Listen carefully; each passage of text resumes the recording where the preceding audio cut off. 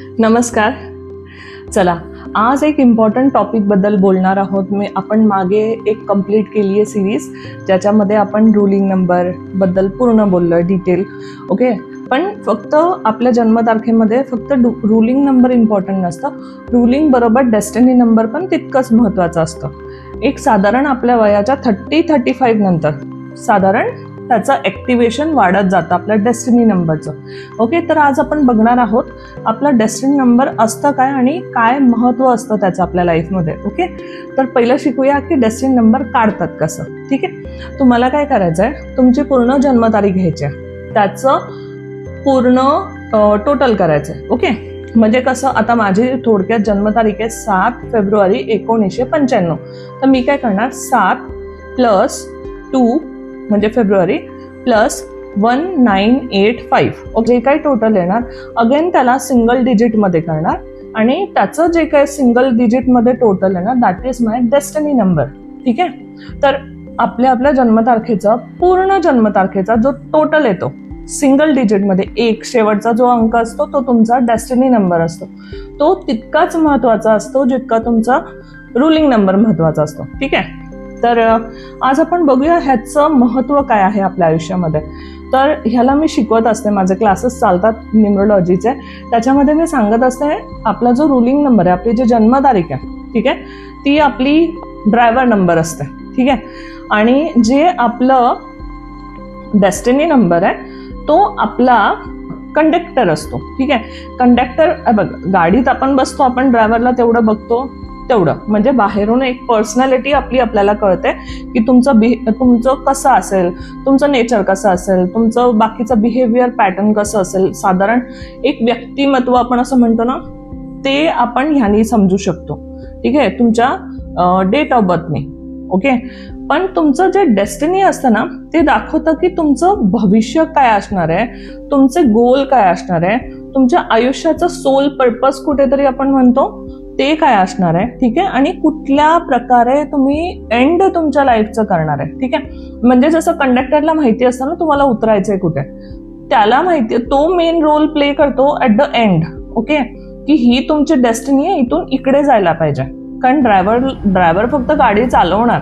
Okay, destiny पर्यंत पोहोचवायचं काम, तुमचं डेस्टिनी आली टिंग टिंग टिंग, तो तर है ना कंडक्टरच करणार आहे. तर इतका महत्त्वाचा रोल प्ले करतो कंडक्टर नंबर आपल्या आयुष्यामध्ये. ठीक आहे, तर आज आपण थोडं डिटेलमध्ये बघणार आहोत प्रत्येक नंबरच्या कॉम्बिनेशनमध्ये तो कंडक्टर नंबर काय करतो. म्हणजे थोडक्यात माझं जन्मतारीख आहे 7, तर 7, 16, 25 कुणाची ही जन्मतारीख असेल त्यांचा रुलिंग झाला 7. ठीक आहे, तर 7 बरोबरचं कॉम्बिनेशन 1 असेल तर काय होणार, 2 असेल तर काय होणार, 3 असेल तर काय होणार, या गोष्टी थोड्या आपण डिटेलमध्ये डिस्कस करणार आहोत.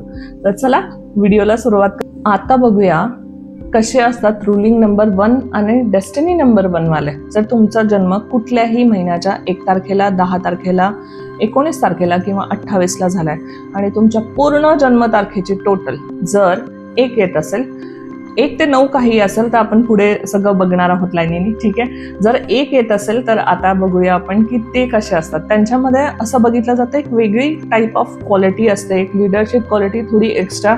इनफॅक्ट ना 30-35 वर्षाचे होईपर्यंत हे लोक अजून जास्त पॉवरफुल होतात, स्ट्रॉंग होतात, एक चांगल्या पदापर्यंत पोहोचणं, चांगले अधिकारी पदापर्यंत पोहोचणं, एक डॉमिनेटिंग स्ट्रॉंग पर्सनॅलिटी असते, लिडरशिप क्वालिटी खूप चांगली असते है ना. अशा लोकांनी जर प्रॉपर चांगला मार्ग पकडला ना, म्हणजे जे त्यांच्यासाठी सूट करतो प्रॉपर त्यांच्या जन्मतारखेनुसार, तर हे लोक एक मोठ्या अधिकारी पदावरती असतात. खूप लोक ह्यांच्या अंडर असतात आणि खूप लोकांचं आयुष्य बदलायचं यांच्या हातात, म्हणजे असं ना पॉवर असते. अशा टाईपच्या पोस्टवरती असतात, म्हणजे पॉलिटिक्स झालं, मेडिकल लाईन झालं, अशा टाईपच्या कुठल्या तरी मोठ्या गोष्टीवरती हे करणं, किंवा जिथून सुरुवात केली ना ऑफकोर्स तिकडून हे लोक खूप अपलिफ्ट होतात किंवा स्वतःला खूप जास्त अपलिफ्ट करतात आणि चांगल्या पोझिशनवरती पोहोचतात. आणि आफ्टर 35-36 अजून लाईफ चांगली होते, अजून मोठे मोठे गोल हे लोक डिसाईड करतात आणि अचीव करण्यासाठी डबल मेहनतीने लागतात त्याच्या मागे. याच्यामध्ये फक्त एकच ड्रॉबॅक ह्यांचा बघितला जातो की बिकॉज ऑफ ओव्हर एम्बिशियस है ना, because of over dreams towards म्हणजे कामासाठी किंवा करिअरसाठी. तर ह्यांचं थोडं ना पर्सनल लाईफ डिस्टर्ब होऊ शकतं, रिलेशनशिप थोडंसं डिस्टर्ब होऊ शकतं बिकॉज ऑफ हे ना त्यांचं थोडंसं डॉमिनेटिंग पर्सनॅलिटी आहे, त्यामुळे हा प्रॉब्लेम येतो. ओव्हरऑल लाईफ खूप चांगलं असतं यांचं.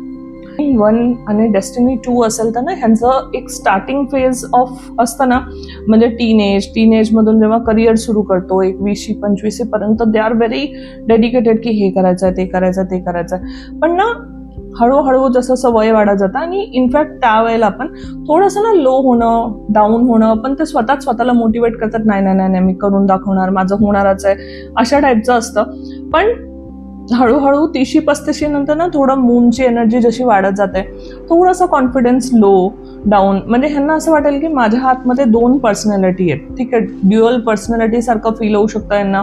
एकदमच खूप मोटिवेटेड चार्ज फील करतात की नाही नाही मी आजपासून डिसाईड केलं मी हे करणार, आणि अचानक 2 दिवसानंतर ते फील होतच नाही यार, माझ्याकडनं होणारच नाही, माझ्याकडनं जमणारच नाही. आणि ह्यामुळे ना कॉन्फ्लिक्ट खूप असतात आतल्यात. आपण असं म्हणतो आहे ना की तुम्ही कुठल्या गोष्टीला जास्त एनर्जी देताय, ऊर्जा देताय, ती गोष्ट वाढेल त्यावेळेला, ठीक आहे. दोन्ही गोष्टींमध्ये कारण खूप अपोजिट आहे, सूर्य आणि चंद्र खूप अपोजिट आहेत, ठीक आहे. सो ह्यांना आम्ही नेहमी सजेस्ट करत असतो की एक ना स्वतःला टार्गेट देऊन ठेवा, पार्टनरशिप करा.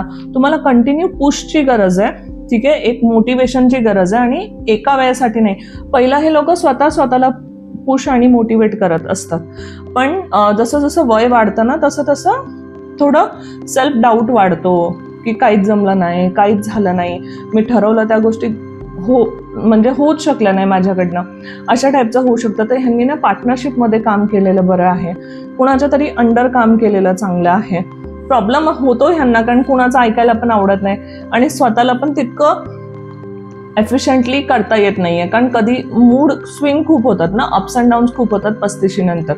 तर ह्यांनी थोडंसं सूर्याच्या एनर्जीला म्हणजे डिसाईड केलं, आता दुनिया इकडची तिकडे झाली तरी मी एवढ्या वाजता उठणार, हे मी करणार म्हणजे करणारच, अशा टाईपचं ठरवून जर ह्यांनी केलं तर डेफिनेटली आयुष्य थोडंसं सुरळीत होऊ शकतं, व्यवस्थित होऊ शकतं. थोडं अप्स अँड डाऊन्स येतात लाईफमध्ये, okay, sudden up sudden down अशा गोष्टी घडतात त्यांच्याबरोबर. ओके, चला आता आपण बोलूया नंबर 1 आणि डेस्टिनी नंबर 3 बद्दल. तर असं कुठेतरी बघितलं जातं ही लोक ना थोडेसे लकी असे मानले जातात, ओके. कारण 30-35 नंतर जेव्हा ह्यांचं डेस्टिनी ॲक्टिवेशन होतं त्यानंतर गोष्टी अजून जास्त चांगल्या व्हायला लागतात. आधी तर चांगलेच असतात त्यांचे, पण त्यानंतर गोष्टी अजून जास्त बेटर होत जाणं, हळूहळू गोष्टी अजून जास्त आहे ना ओपन अप होत जाणं, खूप जास्त नवीन मार्ग भेटणं, एक स्ट्रॉंग पर्सनॅलिटी असते. आणि ना ह्यांचं थ्रोट चक्र ॲक्टिवेशन बघितलं जातं त्यावेळेला. जर हे 30-35 पर्यंत असे बोलू शकत नव्हते, थोडं स्वतःला होल्ड करून ठेवायचे, म्हणजे असं असतं ना की मला स्वतःला साबित करून दाखवायचं आहे, तर ते कुठेतरी कम्प्लिशन होतं आणि हे एकदम ना ओपन होतात, ओके. सडनली यांच्या पर्सनॅलिटीमध्ये चेंज दिसायला लागतो, एकदम वोकल होतात, बोलायला लागतात आणि खूप छान म्हणजे इंटरप्रेट करतात स्वतःला किंवा एक्सप्लेन करतात, आपल्या अनुभव लोकांना सांगतात आणि मोटिवेट करतात सगळ्यांना, अशा टाईपचं बघितलं जातं. आणि हेल्प करायचा प्रयत्न करतात की अरे मी इथून इथपर्यंत आलोय, तू पण करू शकतो, तू पण कर, अशा टाईपचं ह्यांचं असतं. आणि ओव्हरऑल लाईफ इज गुड ह्यांचं.